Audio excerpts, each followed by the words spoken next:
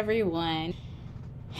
I'm gonna go with good news, bad news, good news. We'll go in that order.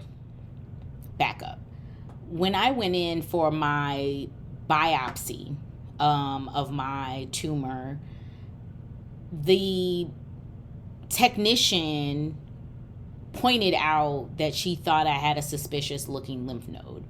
And the doctor decided that it wasn't worth exploring and that we would get a clear image on the MRI. When I went into my MRI, sure enough, I had suspicious looking lymph nodes. Okay, so if you remember from, I think my second video or my first video, one of those, I talked about a BioRads 5. When we found my tumor, it was classified as a BioRads 5. Well, when they noticed my lymph nodes on the MRI, they classified that as a BioRads 4. So a lower level of, a less chance that it could be cancerous, but still pretty high. Going into the lymph node biopsy, I was nervous. People have commented that, I'm really brave and, they're not sure how I'm keeping it together. Trust me, I have my days. And during this time, that was definitely one of them. In my mind, I felt like, well, I have this tumor, it's triple negative. Of course, it's going to spread to my lymph nodes, like, oh my gosh. And I really started to panic at one point, just be really anxious going into the appointment. And I had to ground myself. I had to go into deep meditation and prayer. I remember just at some point like holding my lymph node area and just saying over and over again that I was healed and that the cancer was not there. And I went into the biopsy, and the same doctor who did my first biopsy, he told me that he would call me. It was kind of the same timing. And you know what? I didn't even think much about it. I was waiting. I wasn't anxious. I wasn't checking the portal over and over again. And that Friday or Monday when he said he would call, came and went. And he finally called, I think 7 days later, and said that the lymph node biopsy came back clear. There was no cancer. It felt great. I was very happy about the news. This was leading into my chemo starting. And so I already knew that whether it came back positive or negative wouldn't change the course of my treatment. However, it would upstage me from a stage 2 to a stage 2A. And it would just be a little scarier because once it's in your lymph nodes, and it's just a higher chance of that cancer getting somewhere else in your body. So overall, great news. Little moment of panic and just doubt, but had to recenter myself, go back to just praying, meditating, thinking positively, keeping in mind what the ultimate goal is, which is cured, live, move on with life. All right. So then we go into, I said good news, bad news, good news. So let's go to bad news. I had genetic testing done. I talked with a genetics counselor. We talked about my family history, and she said she didn't see any particular red flags on one side of the family, but there were some things on the other side of the family that I had never considered. One of those things was a link between stomach cancer and ovarian cancer. Did not know that there was a link between the two of those. And so I have not readily advocated or talked to my doctors about that family history. The second thing was a link between metastatic prostate cancer And breast cancer, again, I wasn't aware of that link, and it was not something that I actively talked to my doctors about. I very actively talked to my doctors about my family history of breast cancer and of colon cancer. And over the years was consistently told that those things should not be, they were far enough removed that they weren't of concern. I did the genetic test, spit in a tube, sent it out, waited a month to get the results. And when the results came back, those results said that I tested positive for the BRCA1 gene. Good news and bad news on that. Because one, I was really glad to have an answer as to what was causing my cancer, right? It came because of a genetic mutation.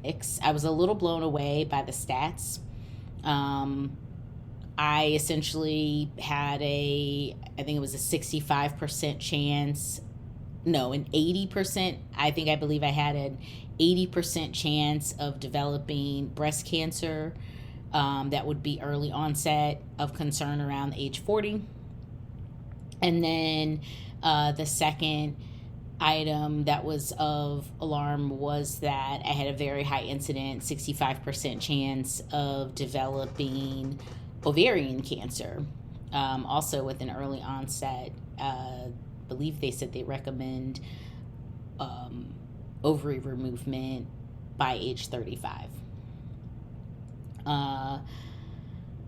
So glad to have an answer, glad to know what was causing my cancer, and that there was some rhyme or reason to it, even if it wasn't the best news. But then I think the bad news part for me, and then, well, first, more good news on that is my doctor said the BRCA1 tumors tend to respond better to chemotherapy.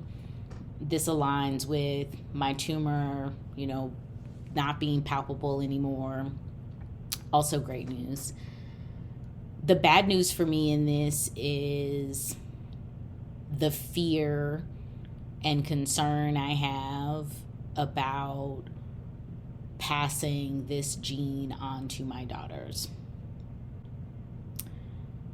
That sucked and sucks. I don't want to burden them with something that they should not have to worry about. I just hate that they will ever have to think about it. On the bright side, I know. And so they'll have more options than I did in their decision making. Okay, now, boom, back to more good news. So now back to more good news. So now the third thing, I said 3 and held up 2 fingers. So now the third thing that we will talk about is the PET scan. I've never had a PET scan before.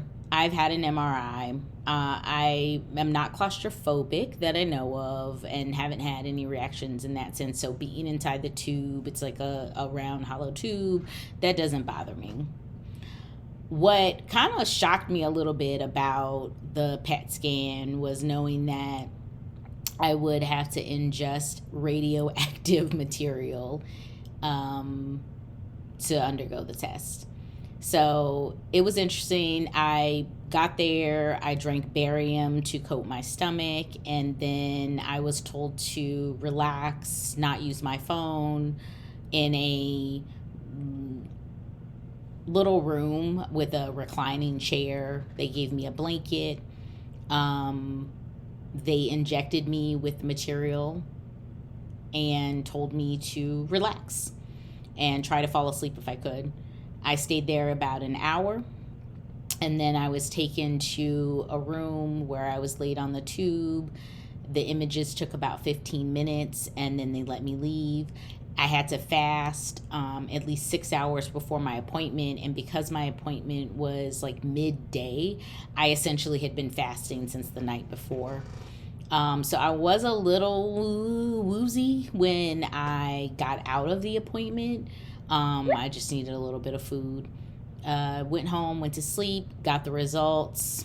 I think within 48 hours that everything was pretty much all clear. Didn't see any signs of cancer having spread anywhere else in my body. I had a little thing going on my lung, which was likely attributed to a chemo side effect. And aside from that, everything was good. So clear on the lymph node biopsy, no spread. Clear on the PET scan, no spread. And a little sideway thumb, I guess, on the genetics testing, because, you know, the more you know, the better. Not the greatest thing to have the genetic mutation, but to know that it's there, to know that it actually is potentially helping me. More positives than negatives, to be honest. So there we have that. All right, thanks for tuning in today. If you like this video, click the like button and don't forget to subscribe.